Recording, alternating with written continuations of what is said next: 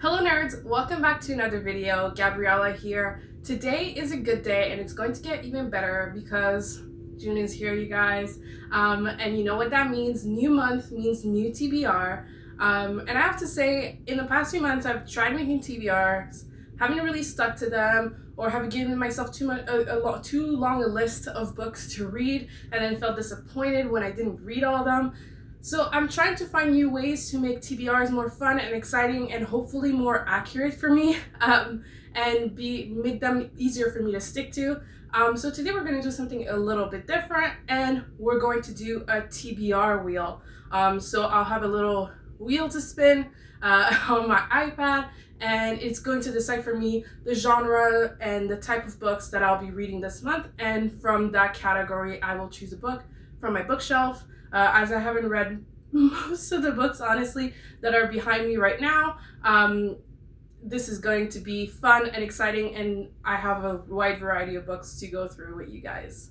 But before we get into the video, don't forget to click that subscribe button and smash that little bell icon so you can be notified of every new video and so you can join the nerd gang. Let's get into it.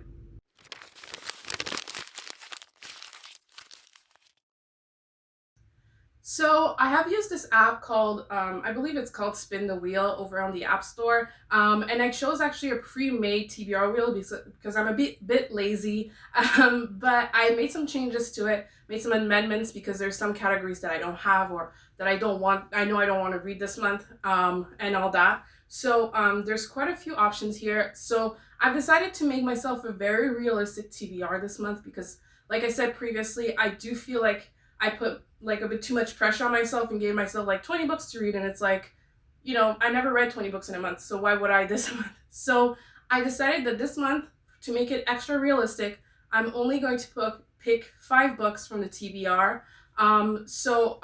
Let's spin that wheel.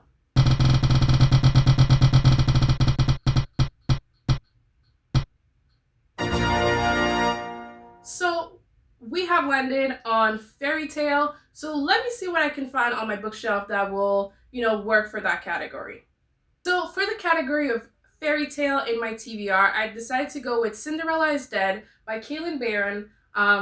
Because I mean, when we think fairy tale, we think Disney, and this was the most Disney I could find.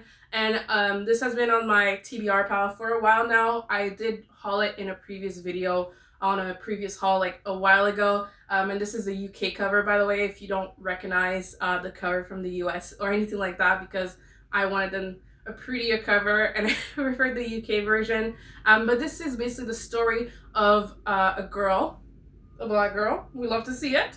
And it's 200 years after Cinderella is dead, and it's sort of that story. I don't know much of it because I haven't read the synopsis. I love staying in the dark, but I just read the blurb, and it's 200 years since Cinderella found her prince, but the fairy tale is over. I mean, right? It even says fairy tale right there on the back of the book, so that's an obvious win for fairy tale. Okay, so now let's find another book for me to read.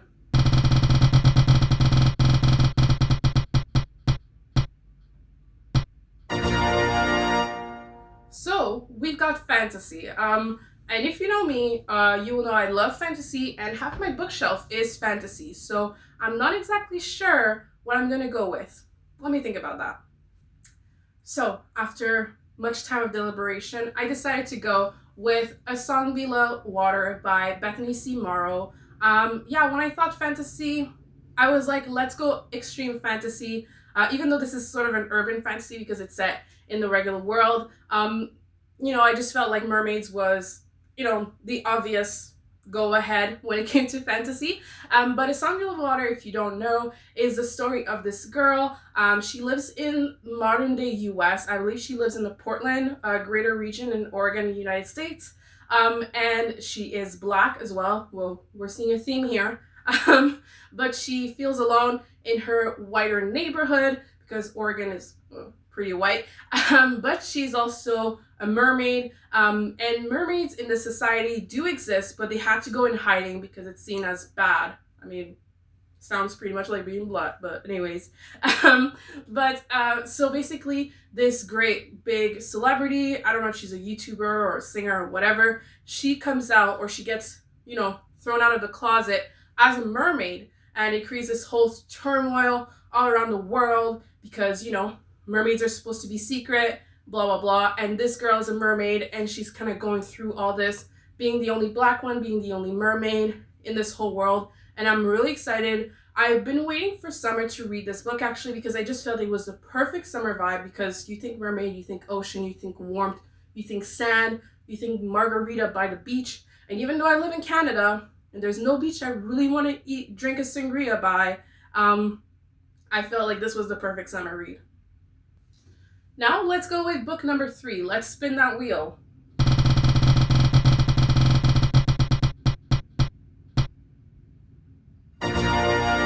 So we've got historical, and I have the exact book in mind that I would want to read as a historical fiction.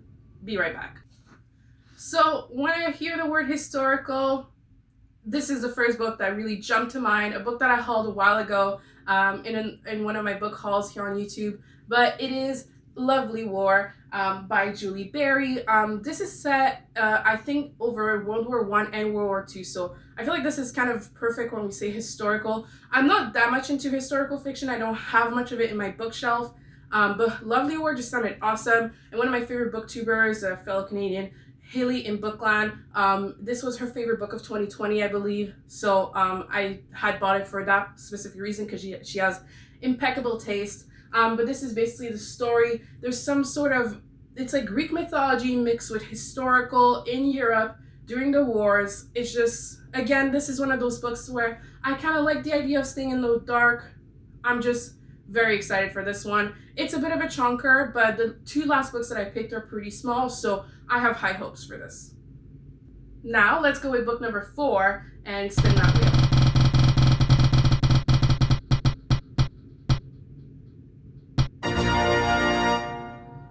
Okay, we have Dystopian. I'm not sure exactly what books are considered dystopian on my bookshelf anymore, because honestly, when you say dystopian, I think Hunger Games, and that's not on my bookshelf. I also think Divergent, also not on my bookshelf, so give me a moment to think about that. Okay guys, I really tried long and hard to find a dystopian novel on my bookshelf that I haven't read yet. The only dystopian book I think I have on my bookshelf currently is The Handmaid's Tale, which I read earlier this year, and I am not about to read that again. If you want my review on that, it'll be linked up above right here. But yeah, let's try another section for book number 4. Let's spin that wheel.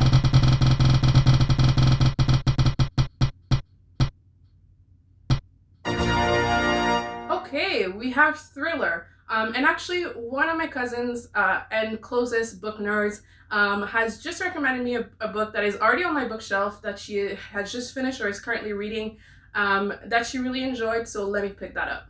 So my thriller pick will be The Woman in the Window by A.J. Finn. I'm so excited because the movie was just released, I think, on Netflix recently, and I wanted to watch it because Amy Adams is my favorite actress of all time, okay? She is also in my favorite movie of all time, Arrival. So this is just, perfect timing. So I'll be able to read the book and watch the movie. I am very excited about that.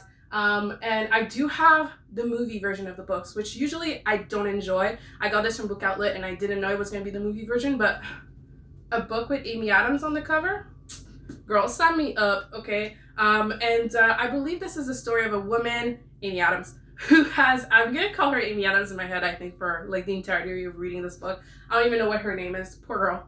But it's the story of this girl, woman, who has severe agoraphobia, and through her window she spies on her neighbors, because when you have agoraphobia and you're stuck at home all the time, it gets hella boring. I mean, hello quarantine. So she starts spying on her neighbors, and she believes that she has witnessed a murder in one of her neighbors' apartments. So it unravels this whole thriller. She's sort of an unreliable narrator. I think it's going to be fantastic, and I'm so excited to be able to sit down and watch that movie. I'm also interested in doing a review of the movie and the book versus movie adaptation for A Woman in the Window. So if you guys are interested in that, please let me know that in the comments, because I think that would be a really fun thing to film for you guys, but let me know. And now, for the final book, book number 5, we spin that wheel again. Let's see what we fall on.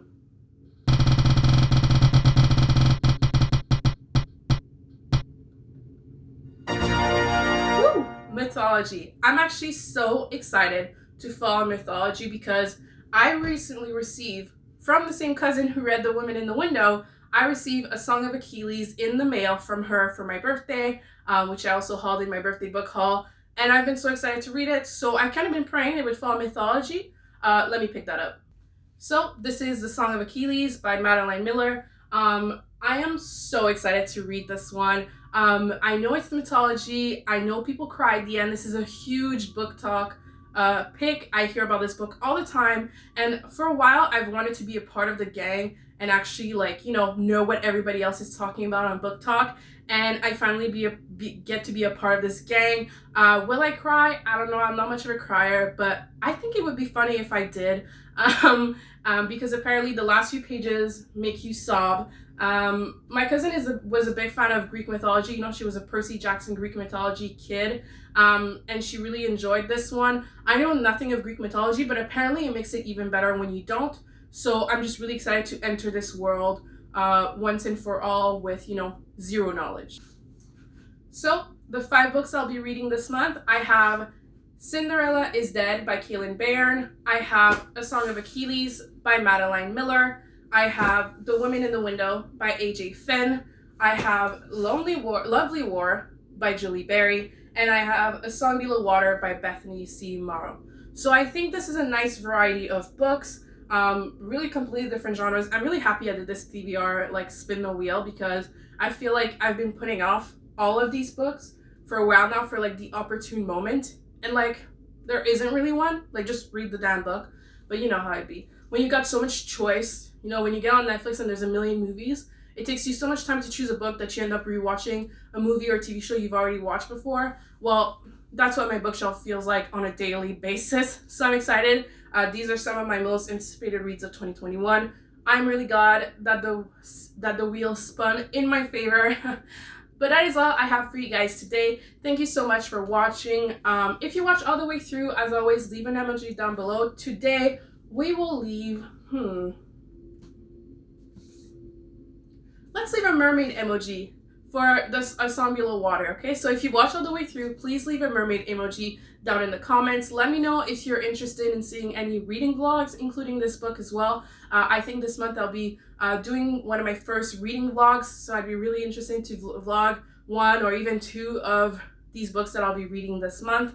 And also let me know down below if you want me to do a review of A Woman in the Windows and The Woman in the Window, the movie. I would love to just, thirst over Amy Adams with you guys. But as always, all my socials are linked down below. My affiliate links to all the books I've mentioned today will be down below, as well as my book outlet referral code and my Ko-fi if you want to make a donation.